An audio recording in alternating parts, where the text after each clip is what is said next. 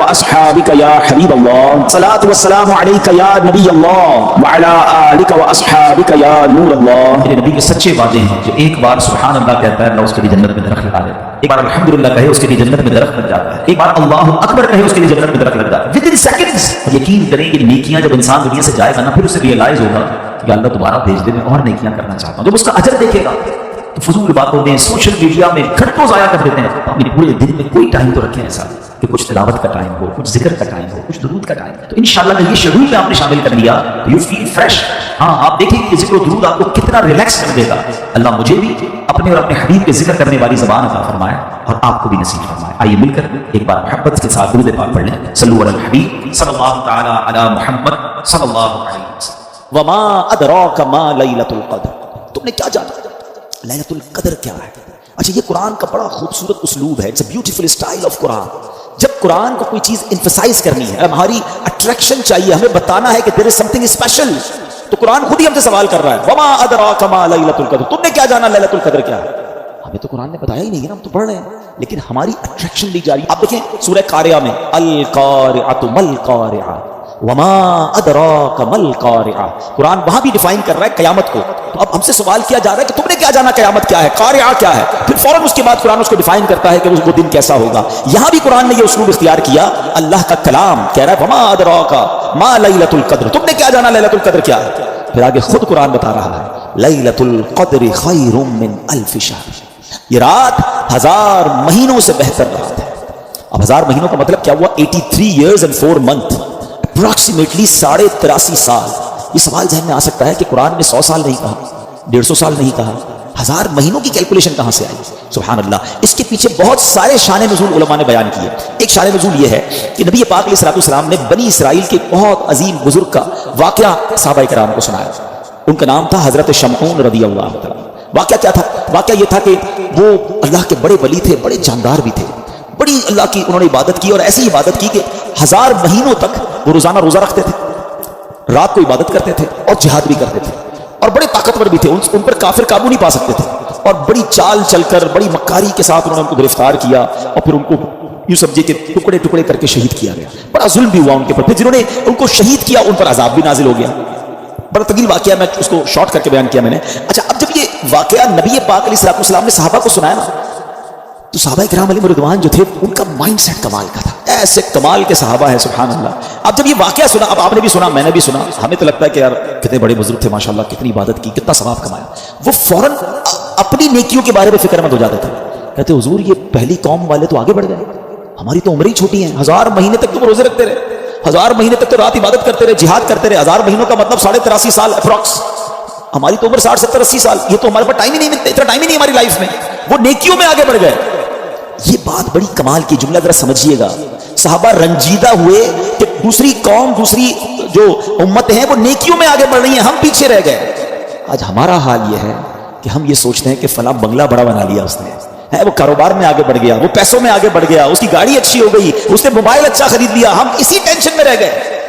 مجھے آج تک یہ بات سمجھ نہیں آتی کہ جو کسی کا گھر, کاروبار یا اس کی ویلتھ دیکھ کر ڈی مورلائز ہوتا ہے, اپنے آپ کو پیچھے فیل کرتا ہے, وہ کسی تہجد گزار کو دیکھ کر کیوں نہیں پیچھے فیل کرتا کہ یار یہ تہجد پڑھتا ہے میں نہیں پڑھتا, یہ روز قرآن پڑھتا ہے میں نہیں پڑھتا, یہ دین کا کام بھی کر رہا ہے, کاروبار بھی کر رہا ہے, میں تو صرف کاروبار کر رہا ہوں, میں تو دین کو ٹائم ہی نہیں دے رہا. میں اپنے آپ کو اس وقت کیوں شاید فیل نہیں کرتا, اس وقت کیوں میرے دل میں یہ بات. یہ صحابہ کرام کا انڈرسٹینڈنگ لیول تھا کہ جب بھی وہ کسی کو نیکیوں میں آگے بڑھتے دیکھتے وہ چاہتے ہم بھی آگے بڑھیں.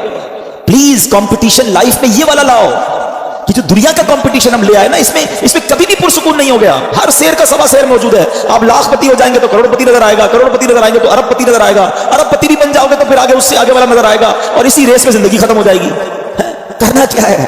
پلیز یہ سیکھو. یہ لیلۃ القدر ملی, کتنی عظیم رات کیوں ملی؟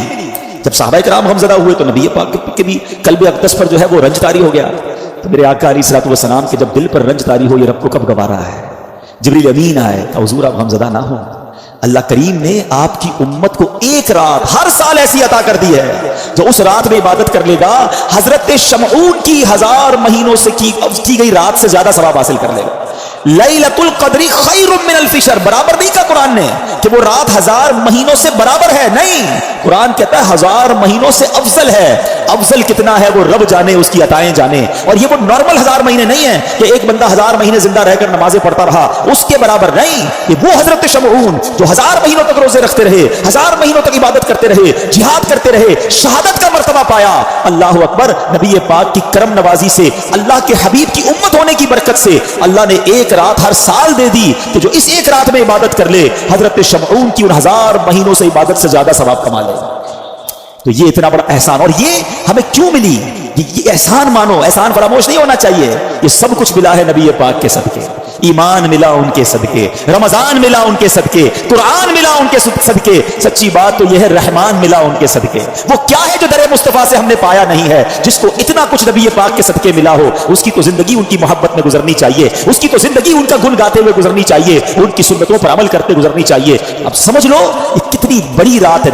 ان بٹوین دوز 5 نائٹس کوئی ایک رات شب قدر ہے. تو ہم نے ان 5 راتوں میں قبر بستہ ہو جانا ہے. دن کو ریسٹ کیجئے گا، دن بیزی نہ گزاریں گے رات تھک جائیں. ان 5 راتوں کو پلان کیجئے کہ ہم دن میں ریسٹ کریں، رات پوری جاگیں، لیکن کوشش کریں کہ یہ رات فضول باتوں میں نہ ہو. اچھا اس رات ایک اور کام بھی آپ نے کرنا ہے کہ آپ 5 راتیں صدقہ کریں. بے شک کچھ بھی کریں، جس کی جتنی حیثیت، 50 روپے کرے، 100 روپے کرے، 1000 کرے، لاکھ کرے، 5 راتوں میں کچھ صدقہ ضرور کر دینا. جو رات لیلۃ القدر ہو گئی تمہارا صدقہ لیلۃ القدر والا صدقہ ہو جائے گا.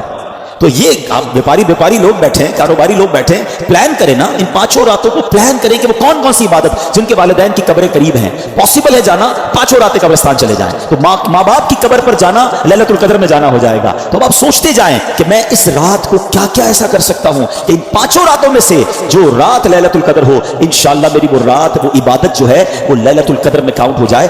میٹھے پیارے اسلامی بھائیوں اور مدنی چینل کے ناظرین، کیا آپ جانتے ہیں بڑی ہی نازک، بڑی ہی اہم اور بڑی ہی مقدس رات آیا چاہتی ہے. ام المومنین حضرت سیدتنا عائشہ صدیقہ رضی اللہ تعالی عنہا فرماتی ہیں، نبی کریم رؤوف الرحیم صلی اللہ تعالی علیہ وسلم کو میں نے فرماتے ہوئے سنا، اللہ عز و جل خاص طور پر 4 راتوں میں بھلائیوں کے دروازے کھول دیتا ہے.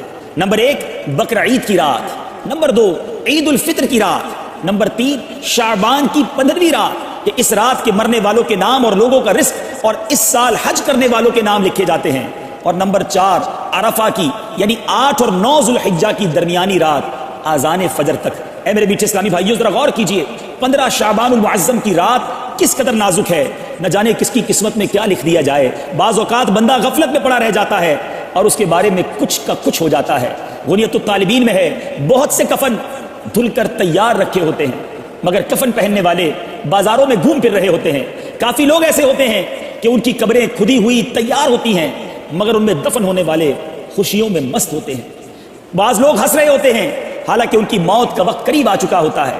کئی مکانات کی تعمیرات کا کام پورا ہو چکا ہوتا ہے مگر ساتھ ہی ان کے مالکان کی زندگی کا وقت بھی پورا ہو چکا ہوتا ہے. آگاہ اپنی موت سے کوئی بشر نہیں، سامان 100 برس کا ہے، پل کی خبر نہیں. اے میرے میٹھے اور پیارے اسلامی بھائیوں، توبہ کیجئے، اللہ رب العزت کی بارگاہ میں